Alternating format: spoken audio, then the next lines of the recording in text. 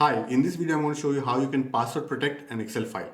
When you try to open the file, it's going to ask you for a password before you open it, and you also have the option to set a password before you modify it. So in front of me I clearly have an Excel sheet which has got some confidential information on it. If I have to save this Excel sheet on a shared folder or even on my own system or email it to someone, it is essential that this confidential information is protected.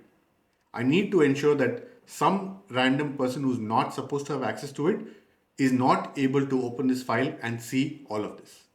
To do this, all I have to do is once my Excel sheet is ready, go to File and click on Save As. You can also just hit F12 and it's going to open the Save As window. Once I'm here, I have to click on this Tools section at the bottom right next to the Save button. Inside Tools, go to General Options, and here it says Password to open.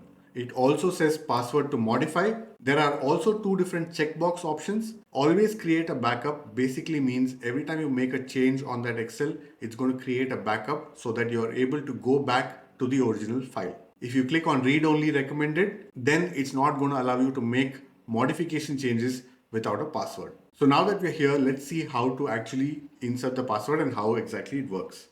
I'm going to just type a very simple 123 password and say OK. It's going to ask me to re-enter the password to confirm. Type 123 again and say OK. Now I'm saving it as a file name called lock. I'm going to say save. Since the current file that I have is also called lock, it's going to ask me, do I want to replace it? Yes, I do, because otherwise the file that is already present will not be locked.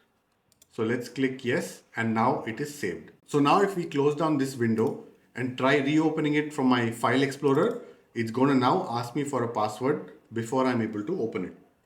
Type the 123 password and now I have access to the information. Now click here if you want to learn how to lock specific cells inside of Excel, or click here. If you found this video helpful, please don't forget to hit that like button and subscribe to the channel for more Excel tutorials soon. I'll see you in the next one. Take care.